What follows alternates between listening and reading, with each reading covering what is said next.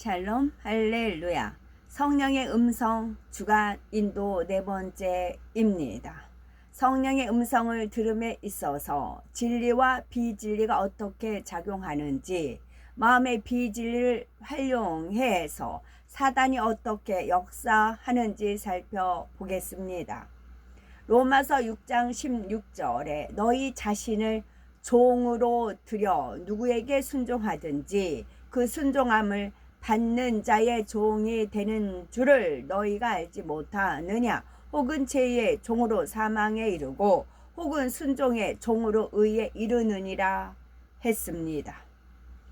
시편 51편 5절은 내가 죄악 중에 출생하였으며 모친이 죄 중에 나를 잉태하였나이다 고백하였지요.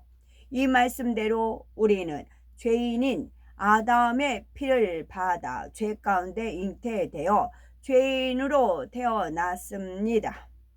그리고 주님을 영접하기 전까지는 원수마귀 사단에 순종하며 죄의 종으로 살았지요. 그런데 감사한 것은 예수 그리스도 우리 주님을 영접함으로써 원수 마귀 사단의 종에서 하나님의 자녀가 되었고 존귀한 삶을 살게 되었다는 사실입니다. 그렇다면 하나님의 자녀로서 성령의 음성과 주관에 순종해야 하는데, 때로는 순종하기를 원하는데도 뜻대로 되지 않는 이유는 무엇일까요? 그것은 마음 안에 있는 비진리 때문입니다. 성령의 음성을 밝히 들으려면은 반드시 마음에서 비진리를 빼내고 진리로 가득 채워야 지요. 진리를 아는 것만으로도, 또 진리를 마음에 일구려고 노력하는 것만으로는 성령의 음성을 온전히 들을 수가 없기 때문입니다. 진리와 비진리는 과연 성령의 음성을 들음에 있어서 어떻게 작용할까요? 먼저 진리는 성령의 음성을 들음에 있어서 교과서와 같은 역할을 합니다. 성령은 자녀들이 처한 상황에서 가장 적절한 답을 주시지요. 행할 바 말할 바를 주관하십니다. 이때 진리의 영이신 성령은 마음에 이룬 진리 안에서 답을 주시지요. 그래서 마음에 진리가 없으면 성령이 그때그때 답을 가르쳐 주시려고 해도 그럴 수가 없습니다. 마음의 진리가 조금밖에 없는 사람은 일시적으로 성령이 충만해서 어느 정도 성령의 음성을 듣는다고 해도 한계가 있습니다. 그러므로 부지런히 마음의 진리를 채워나가야지요. 진리인 하나님의 말씀을 열심히 읽고 듣고 배워야 합니다. 중요한 말씀은 암기까지 하면 더 좋겠고요. 예배 시간에 들은 설교도 다시 묵상하면서 그 내용을 이해하고 숙지해야 합니다.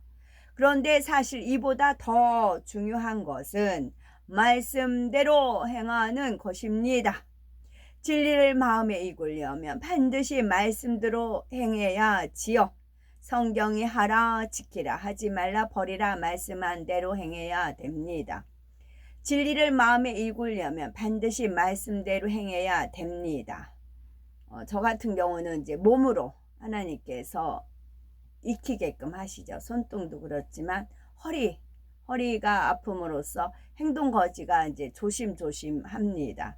그러면 저는 더 하나님 앞에 매달리니까 더 좋아요.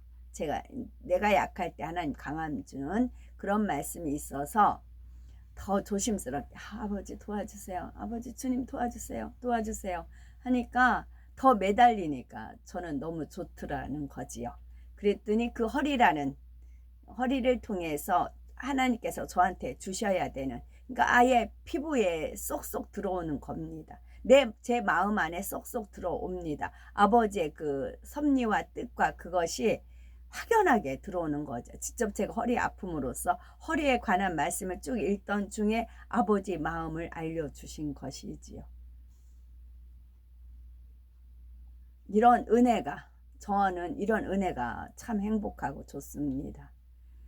성경 말씀을 열심히 읽고 암송하고 설교 내용을 다 숙지한다고 해도 그 말씀을 행하여 마음에 일구지 않으면 진리가 자기 능력이 되지가 않습니다.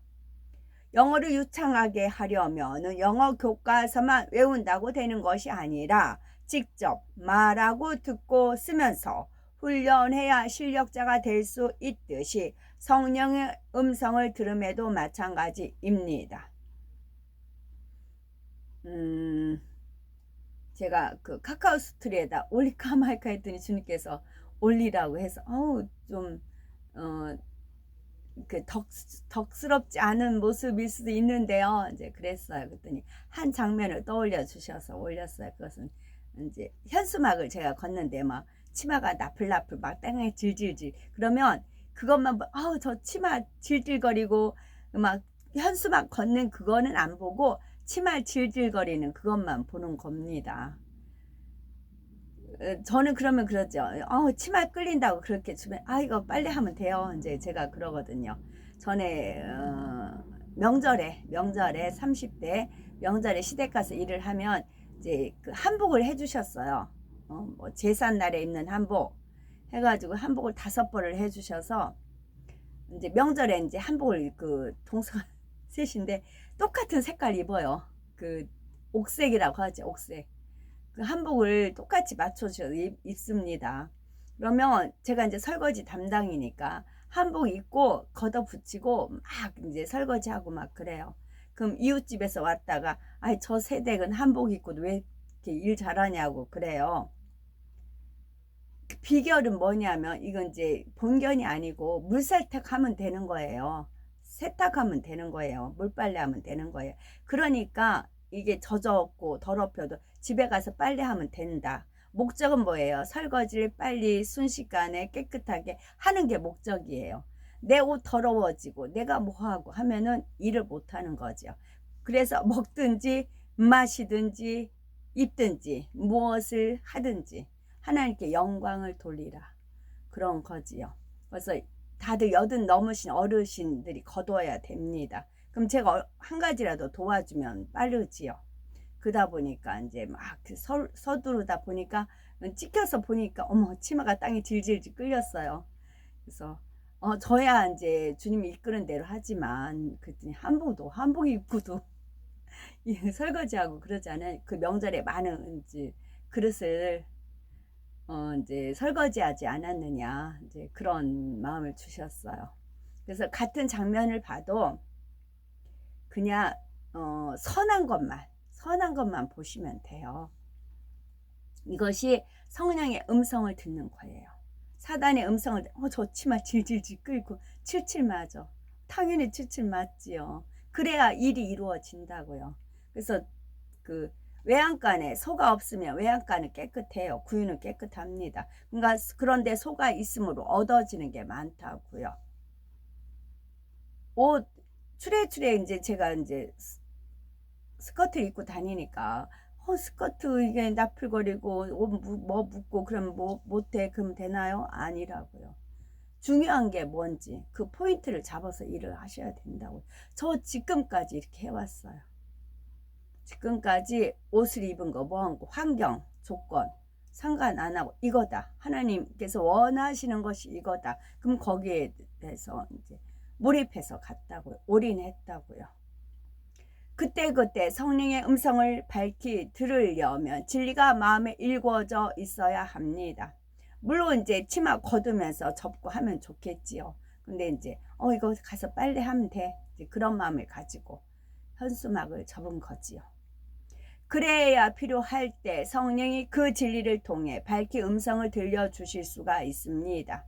신앙생활을 하다 보면 어떤 문제에 대한 답이 A는 B다 이렇게 답이 간단한 경우도 있지만 여러 가지일 때도 있고 똑같은 문제인 것 같은데 각 사람의 믿음의 분량에 따라 답이 다른 경우도 있습니다. 진리가 마음에 일궈져 있으며 각 상황에 맞는 답이 무엇인지 성령의 음성을 통해 밝히 알 수가 있습니다. 고린도전서 2장 10절에 오직 하나님이 성령으로 이것을 우리에게 보이셨으니 성령은 모든 것 곧 하나님의 깊은 것이라도 통달하시느니라 말씀한 대로 성령은 하나님의 깊은 것까지도 통달하십니다. 즉 하나님의 깊은 것까지 아신다는 뜻이지요. 마음이 진리로 읽어진 사람은 성령을 통해 하나님의 마음을 느낍니다. 그래서 하나님의 뜻을 정확하게 헤아려서 그대로 행할 수가 있지요. 마음에 읽어진 진리는 이처럼 성령이 필요한 답을 알려주시도록 교과서 같은 역할을 하는 것입니다. 진리의 또 다른 작용은 각 사람이 성령의 음성에 순종하도록 하는 것이지요. 성령이 형제를 사랑하라 하셔도 마음에 사랑이 없으면 사랑할 수가 없습니다. 사랑하려고 하는데도 미운 마음이 들지요. 반면에 사랑이 마음에 일궈져 있는 사람은 사랑하라고 하시면 능히 사랑할 수 있습니다. 성령의 음성에 순종해 말씀대로 행할 수 있는 능력이 있기 때문이지요. 진리를 마음에 읽어야 한다고 거듭 강조하는 이유가 바로 이것입니다. 이처럼 진리는 성령의 음성을 듣게 하고 그 음성에 순종하도록 작용하지요. 마음의 비진리는 진리와 반대의 작용을 하므로 성령의 음성을 듣지 못하게 하고 순종하지 못하게 합니다. 좀 더 구체적으로 살펴보면 마음의 비진리가 있으면 첫째로 육신의 생각이 떠오르지요. 로마서 8장 7절에 육신의 생각은 하나님과 원수가 되나니 이는 하나님의 법에 굴복지 아니할 뿐 아니라 할 수도 없음이라 했습니다. 육신의 생각은 쉽게 말해 영의 생각과 반대의 생각입니다. 성령의 음성이나 주관을 거스르지요. 마음의 비진리는 둘째로 성령의 소욕이 아닌 육체의 소욕을 쫓게 합니다. 갈라디아서 5장 17절에 육체의 소욕은 성령을 거스르고 성령의 소욕은 육체를 거스르나니 이 둘이 서로 대적하므로 너희의 원하는 것을 하지 못하게 하려 함이니라 말씀한 대로입니다. 육체의 소욕은 간단히 말해서 성령의 뜻이 아닌 육을 쫓는 속성입니다. 이처럼 마음의 비진리가 있으면 이 두 가지 곧 육신의 생각과 육체의 소욕이 발동이 됩니다. 그래서 성령의 음성을 듣고 싶어도 들을 수가 없고 듣는다 해도 순종할 수가 없습니다. 대신에 원수마귀 사단의 음성을 듣게 되지요. 이런 말씀을 들으면 어떤 사람은 원수마귀 사단의 음성을 듣는다고 설마 그럴까? 내 의지로 행동하는 것 같은데 라고 생각할 수가 있겠지요. 그러나 영의 세계를 알면 사람이 어떤 비진리의 행동을 할 때는 자신의 의지가 아닌 원수마귀 사단의 뜻대로 행동함을 알 수가 있습니다. 원수마귀 사단의 역할은 하나님의 자녀들이 하나님의 뜻대로 살지 못하도록 방해하는 것입니다. 궁극적으로는 영원한 사망으로 이끄는 것이지요. 그래서 성령의 음성을 듣도록 놔두지 않습니다. 마음의 비진리를 활용해서 사단의 음성을 듣도록 역사해 갑니다. 즉 비진리에서 비롯되는 육신의 생각과 육체의 소욕을 통해 사단의 뜻대로 조종하는 것이지요. 성령은 마음 안에 거하시면서 하나님의 자녀들에게 늘 성령을 들려주십니다. 하나님의 자녀들은 마음의 진리를 통해서 이 음성을 듣게 되지요. 즉 성령의 음성이나 주관은 마음에서 옵니다. 반면에 사단은 방송국에서 방송 전파를 보내듯이 공중에 사단의 음성을 흩뿌려 놓습니다. 더 정확하게 말하면 자신이 권세 잡은 공중의 악한 마음과 어둠의 일을 행하게 하는 능력을 퍼뜨려 놓습니다. 마음에서 비진리를 벗고 진리로 채운 사람은 마음 안에 계신 성령의 음성을 듣습니다. 라디오 주파수가 정확하게 성령의 음성에 맞춰져 있다고 할 수가 있지요. 그러나 마음에 비진리만 가득한 사람은 사단의 음성을 받아들입니다. 주파수가 사단의 음성에 맞춰져 있다고 할 수가 있지요.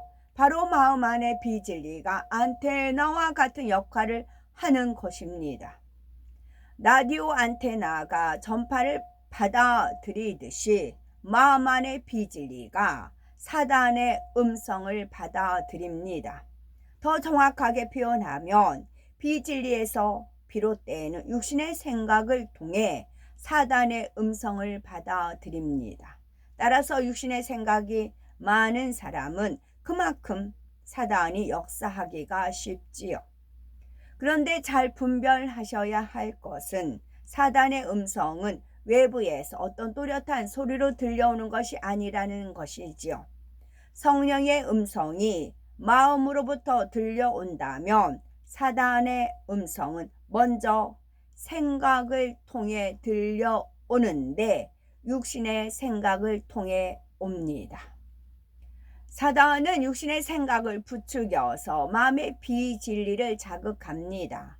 육신의 생각을 통해 육체의 소욕을 동하게 하지요. 예를 들어서 어떤 사람이 자신을 미워하는 것 같습니다. 생각 속에서 판단하고 정죄하는 것이지요. 바로 사단이 육신의 생각을 통해 역사하는 것입니다. 그러다가 마음이 미움으로 중으로 불탑니다. 가서 따지고 싶고 한 대 때려주고 싶은 마음도 올라오지요. 육체의 소욕이 동한 것입니다. 이렇게 사단이 사전 작업을 해놓은 상태에서 마귀의 역사를 받으면 욕을 하거나 폭행을 행사하는 악한 행동을 하기도 합니다.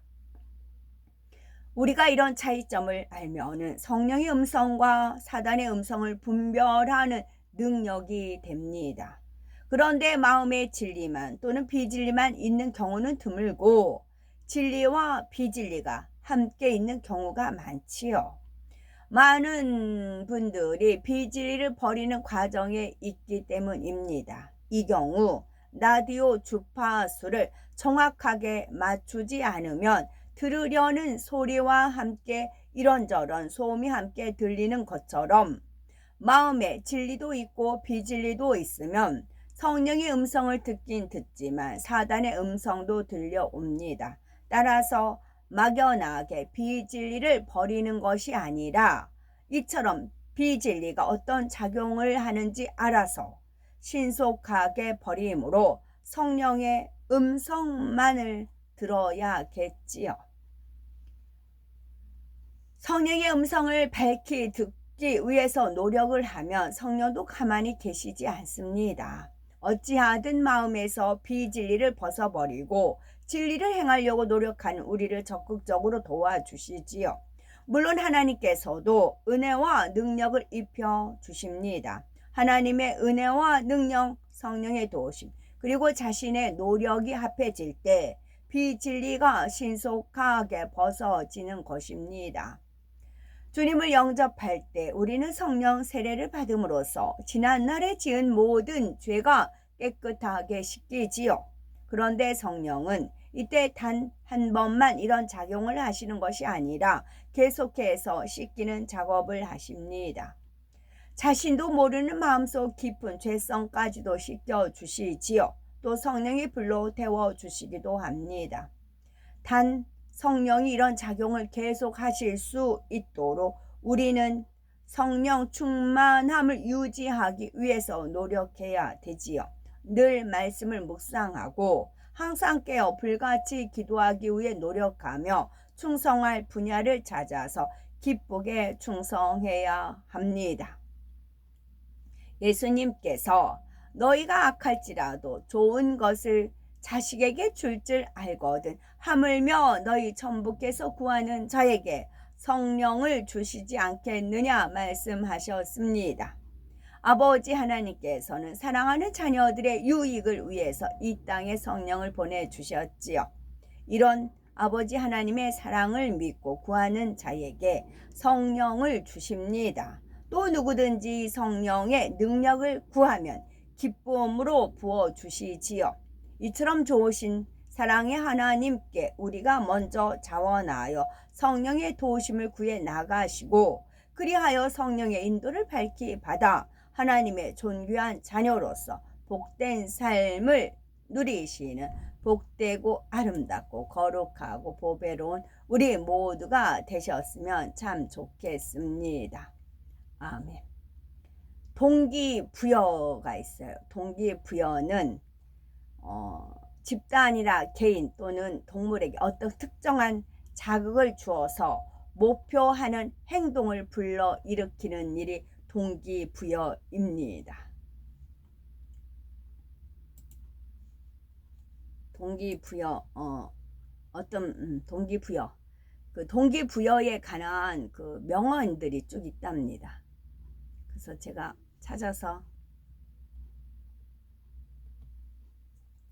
이거를 이제 영어로 읽으면 됩니다. 성공은 지금까지 실패한 횟수에 상관없이 다시 일어나는 능력에 달려 있습니다. 우리가 육을 버리고 영으로 가는 데 있어서 성공할 수도 있고 실패할 수도 있습니다. 그러나 반드시 성공합니다. 성공은 지금까지 실패한 횟수에 상관없이 다시 일어나는 능력에 달려 있습니다. 아까 내가 버리고자 하는 내 자신의 노력, 그리고 하나님의 은혜와 능력, 성령의 도우심, 네 박자로 우리는 영으로 성공할 수가 있습니다. 7번 넘어져도 다시 일어나라는 노래 가사처럼 실패하는 것보다 실패를 극복하려는 의지가 더 중요한 의미입니다. 우리는 육을 버리고 영으로 들어가고자 하는 하나님의 잃어버린 형상을 찾아드리고자 하는 그런 의지가 중요합니다. 꿈이 있고 그것을 이루기 위해서 노력한다면 어떤 것도 불가능하지 않습니다. 우리는 영의 사람이 되고자 새 예루살렘에 가고자 하는 꿈이 있습니다. 성결되고자 하는 꿈이 있습니다. 이 꿈을 이루기 위해서 감나무에서 감 떨어지기만 바라고 입만 벌리고 있으면 안 됩니다. 노력을 해야 됩니다. 사람은 꿈을 먹고 사는 동물이라고 한다지요. 항상 꿈꾸고 내 미래의 모습을 생각한다면 조금씩 언젠가는 그 모습에 도달할 수 있습니다. 꾸준함이 중요하다는 것입니다. 꾸준함.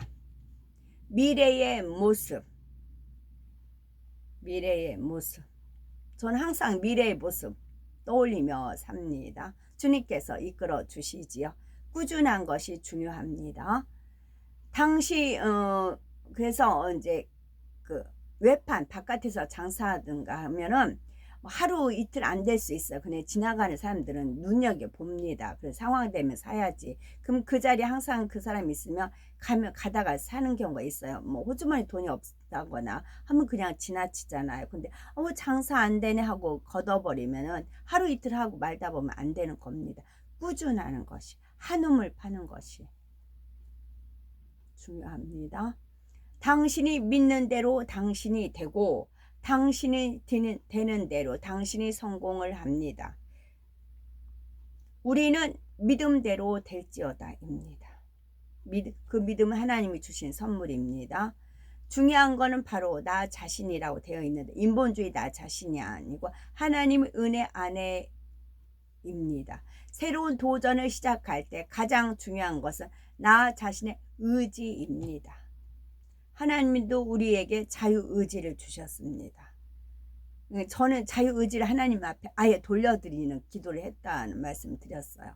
내 자유의지로 말미암아 내가 잘못된 선택을 하고 삐딱선을 타고 그랬기 때문에 이제 그 험난한 삶을 살아서 어느 때는 자유의지를 돌려드리는 계속 그런 기도를 올린 적이 있었습니다. 가장 큰 모험은 새로운 내면을 발견하는 여정입니다. 처음부터 잘하는 사람은 드뭅니다. 새로운 도전에서 경험을 하며 발전하는 모습은 아름다울 수밖에 없습니다. 처음부터 잘하는 사람은 드뭅니다. 새로운 도전으로 경험을 하며 영의 세계도 마찬가지입니다. 새로운 도전을 경험하며 발전하는 모습, 영의 세계도 마찬가지입니다. 가장 큰 모험은 영적인 세계에서 모험은 내면을 발견하는 여정입니다. 우리의 내면, 우리 안에는 나비의 형상이 있습니다. 하나님의 영광의 형상이 있습니다. 이거를 발견하셔야 됩니다. 모든 성취의 시작은 용기입니다. 목표를 달성해서 성취감을 얻기 위해서는 시작을 해야 되지요. 하지만 대부분의 사람들이 닥칠 문제에 대한 두려움 때문에 시작조차 못하는 것이 대반입니다. 시작을 하기 위한 용기를 길러야 한다는 의미의 명언입니다. 주사위를 던질 기회가 있으면 던져라. 던지면 최소한 일은 하나는 나온다. 그런 드라마에 나오는 대사가 있었습니다. 시작이 반이다. 저는 천리길도 한 걸음부터다. 그렇게 하나님께서 알려주셨습니다. 가장 훌륭한 시간은 어제와 오늘이 지나고 내일과 모레 사이에 있는 시간이다. 과거에 나태했던 내 모습은 중요하지 않고 지금 당장 새로운 도전을 시작하기 위한 마음을 다진 내일의 내 모습이 중요하다. 오늘 현재 내 모습입니다. 오늘 현재. 오늘이 내 모습입니다. 성공은 가장 좋은 강도다. 희망은 가장 좋은 사랑이며 인내는 가장 좋은 학자다. 성공이라는 꿈을 꾸기 위해서 희망을 가지고 도전한다면 자연스럽게 꾸준함이라는 인내가 따라붙게 된다는 겁니다. 성공, 우리가 육을 버리고 영으로 들어가고 비질을 버리고 영의 사람이 되고 성결이 되기 위한 그런 성공이라는 꿈을 꾸기 위해서 희망할 수 있다라는 바라보는 거죠. 바라봄의 법칙. 희망을 가지고 도전을 합니다. 오늘도 도전, 내일도 도전, 계속 도전을 합니다. 그렇게 하다 보면 자연스럽게 꾸준함이라는 인내가 따르는 거지요. 오늘도 인내, 내일도 인내, 계속 그렇습니다. 가장 큰 위험은 위험이 없는 것이다. 어떤 직면할지 모르는 문제가 무서워서 도전하지 않고 가만히 있는다면 성장할 수 없다는 의미입니다. 사람은 스트레스를 받아야 성장하는 동물이며 스트레스가 없다면 행복한 삶이 아니라 지체하고 있는 시간이 될 확률이 높다는 의미입니다. 저 이제 허리 약간 이제 불편함으로 인해서 더 마음이 낮아지고 더 하나님 의지하고 이것이 너무 행복하더란 것이지요. 또 한 걸음 더 나아가는 것이 실패하는 것보다 낫다. 잘못된 방향으로 지금 내 딛고 있는 나의 한 걸음이 있다는 것이고요. 성공은 준비된 사람과 기회가 만나는 것이다. 누구에게나 기회는 항상 찾아옵니다. 그 기회를 잡을 수 있는 사람은 항상 동기부여를 통해 마음을 다지며 준비된 사람만이 기회를 잡을 수 있는 것입니다. 운이 좋은 사람은 어떻게 보면 항상 노력한 사람에게 찾아온 일종의 보상이 아닐까 생각합니다. 저는 이런 운, 세상, 돈, 복 그런 거하고는 관련이 없었어요. 그러다가 하나님께서 만나 주심으로 말미암아 이것이 다 풀어졌는데요. 그래서 동기부여라는 것을 어느 어르신이 기뽕 그걸 2개를 저한테 선물로 주셨습니다. 근데 그 깃발하고 기하고 살라니까 한 몇만 원 되더라고요. 그래서 엄두도 안 나고 접어뒀습니다. 근데 그 어르신이 기뽕을 2개를 주셨어요. 아주 감사하게 받고 그다 보니 이제 기만 사면 돼요. 태극기하고 이스라엘 국기 그거는 10,000원 안팎이더라고요. 그래서 이분에 의해서 이분의 동기부여에 의해서 제가 아직 배송 안 받았는데요. 그래서 너무 감사하다 했더니 지금 동기부여 그래야 네가 움직이죠. 네, 물론 이제 빵으로 답례는 합니다만 성공은 목적지가 아니라 여정이다. 목적지도 중요하고 여정도 중요합니다. 성공이라는 종착지에 가기 위해 우리가 노력하는 것이 아니라 한 걸음 한 걸음 노력을 하다 보면 만나는 것이 성공이라는 동반자이라는 것입니다. 야곱은 그날 최선을 다하여 살았습니다. 그랬더니 야곱이 이스라엘로 바뀌었고, 요셉도 그날 하루를 최선을 다해서 살았습니다. 그랬더니 애굽의 총리 자리에 올랐고, 다니엘도 그날 최선을 다해서 살았습니다. 그랬더니 다니엘서가 기록된 저자가 되었지요. 그렇습니다. 그래서 오늘 한 걸음도 살아갑니다. 오늘 당신이 할 수 있는 가장 좋은 것을 내일에 미루어서는 안 된다. 무엇인가 마음을 먹었다면 지금 당장 시작하는 것이 좋습니다. 내일로 미루는 순간 내일의 나는 모레로 미루고 싶어질 테니까요. 오늘 마음 먹으면 당장 시작하는 것이 좋습니다. 저는 주님의 강권적인 역사가 주로 있어서 주님께서 뒤에서 밀어주시고 앞에서 당겨주십니다. 당신이 생각하는 것이 당신이 됩니다. 당신이 되는 것이 행동이 되고, 당신이 되는 것이 습관이 되고, 습관이 되는 것이 성공의 기반이 됩니다. 사람이 새로운 습관을 형성하기 위해서는 9주 정도 필요하다고 합니다. 오랜 시간 꾸준함을 가진 사람만이 좋은 습관을 만들 수가 있습니다. 그러기에 항상 동기부여가 필요한 것입니다. 당신이 생각하는 것이 당신이 됩니다. 저는 제가 생각하는 모습이 있어요. 거기에서 활동하는 거, 거기서 일할 거, 거기서 물론 천국입니다. 천년 왕국과 천국, 그 모형이 있어요. 저는 그래서 하나님께서 주님께서 이끄신 대로 그렇습니다. 가장 어려운 일이 당신을 만나는 것이 아니라 당신이 그 일을 만나는 것이다. 공자님의 말씀이네요. 가장 어려운 일이 당신을 만나는 것이 아니라 당신이 그 일을 만나는 것이다. 가만히 있는 사람에게는 어떠한 기회와 어려움이 찾아오지 않는다는 뜻입니다. 길을 걸어가야 돌부리에 걸려 넘어지고 운 좋게도 500원을 발견할 수 있게 된다는 겁니다. 기회와 어려움을 만나기 위해 지금 당장 시작하는 것은 어떨까요?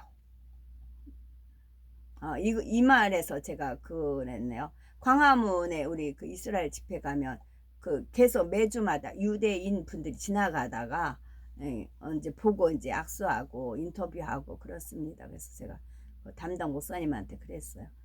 나와야 바깥에 나와야 만날 수 있고, 이삭 죽기도 루시 이삭 죽기도 밭에 감으로써 이삭을 줄 수가 있었고, 보아스도 마찬가지. 집안에 있었으면 룻을 못 만났어요.